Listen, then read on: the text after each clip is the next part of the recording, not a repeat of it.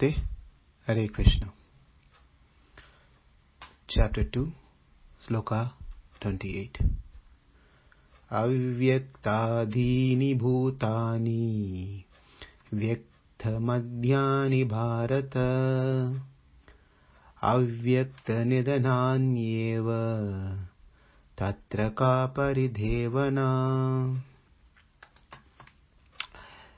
In this sloka, it says that all the created beings were unmanifested in the beginning, and they get manifested in their interim state, and again unmanifest during the annihilation. So it's a constant process, manifesting and unmanifested.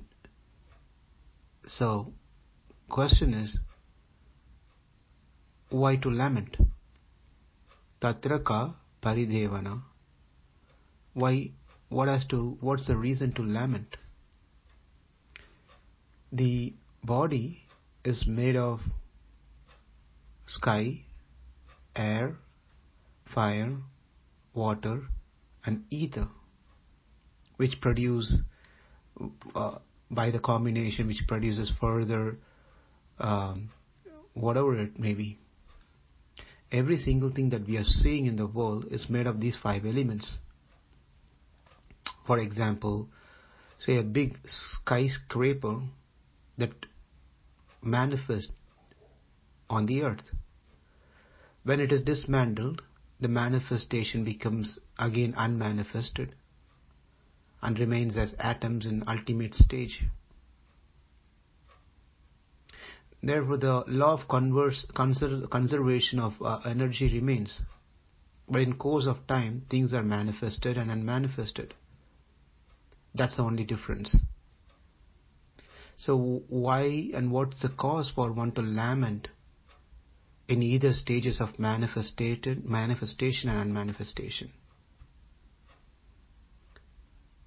Both has beginning and an end in their respective stages. Nothing is going to be as they are.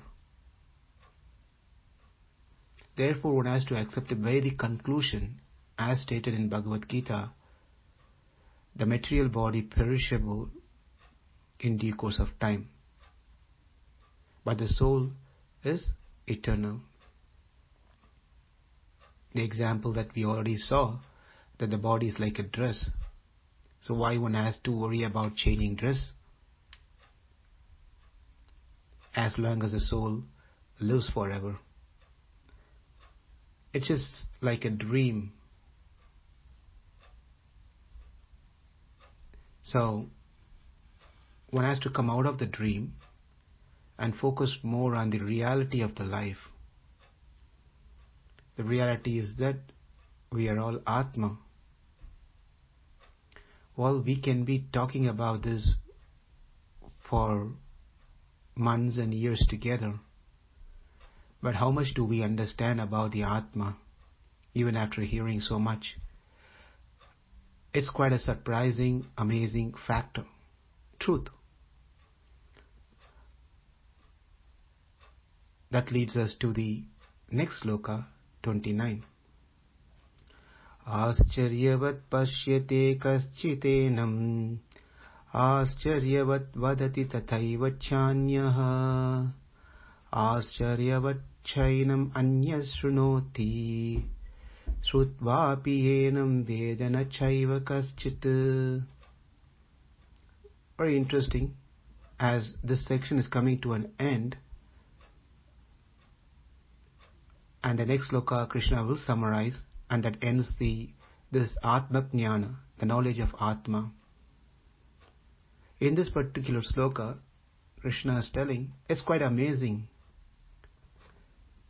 It's really amazing as it's not amazing for Krishna. Yes, it is amazing for Krishna to see how people perceive and understand or trying to understand about Atma.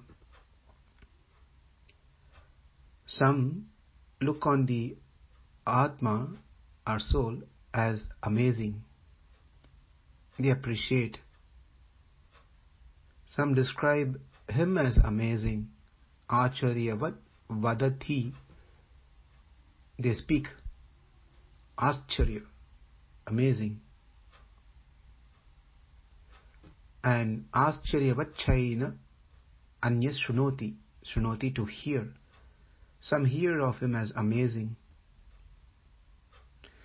Interesting part is sutvapi enam vedana na chaiva kaścid. Even after hearing about Atma, still a big question mark. Nothing is clear. They might be attending classes, they might be hearing many things about the Atma, but still they don't get it. It doesn't go in. Therefore, the easiest process for us to understand is through the eyes of the scriptures. As we already saw, not everything cannot be proven to be seen, but its presence can be realized. So Arjuna's question from 28 Sloka, and which connects to 29, is, well, I understand this, at least theoretically, but your example that you gave before, that the pot example, shouldn't I worry about the pot is getting destroyed? Because it's not going to be of use anymore for getting water. So shouldn't I worry about it? Therefore Krishna's response is, avyakta-ādīni bhūtāni, vyakta-madhyāni Bharata. You never know what was its previous state, and you never know what's going to be the future form or the state of this particular pot. Therefore, there's really no need for you to worry about it. That's been explained on 28th. On the 29th, well, I can try to explain to you about Atma, hours together,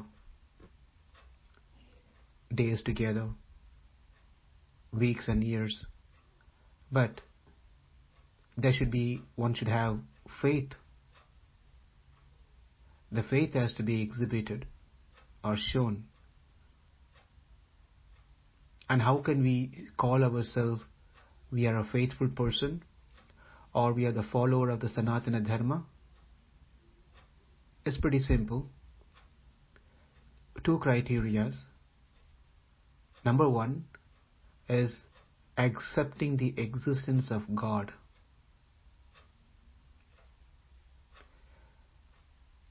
And as part of that, accepting the existence of soul.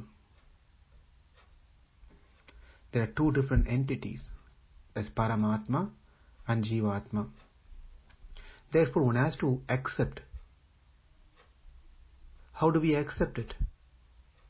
Just because my neighbor says, therefore I have to accept it? No. It is not based on neighbor or a third party, or it's not like that.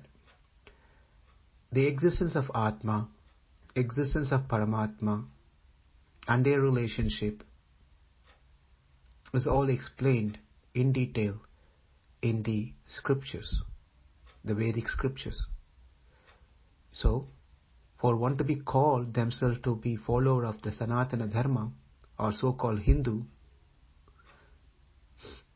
then one has to have complete faith in the scriptures, Vedic scriptures. The Vedic scriptures are like mother, which shows us our Father. One cannot simply have faith in God but does not believe in the scripture. Likewise, one might be inclined and have interest in the scriptures the way that they want to interpret the scriptures, but they don't believe in God. Sanatana Dharma does not go like that. It's hand in hand. Both the scriptures and the existence of God should be accepted. One who does not accept either one cannot be called themselves to be the follower of the Sanatana Dharma.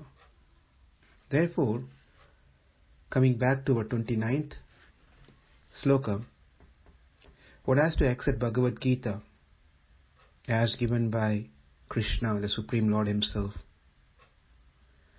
where very kindly He explains to us this fundamental basic spiritual knowledge for us to further step into the spiritual realm is accepting that we are Atma, we are not the body. And there are many Atmas, and there is one Paramatma. And do not be amazed, though it is amazing, but these things can be cleared by in a proper association of saintly people who lives as per Bhagavad Gita. And through that association, the Lord is pleased, will bless us with self-realization. So it is important that we accept the scriptures and accept the pure devotees of the Lord. Avyakta-ādīni bhūtāni, vyakta-madhyāni bhārata, avyakta-nidhanāny, tatra paridevanā, āścarya-vat paśyati kaścid enam, āścarya-vat vadati tathaiva chānyah, āścarya-vat enam shrunoti, srutvāpyenam vedana chaiva kaścid. Thank you. Hare Krishna.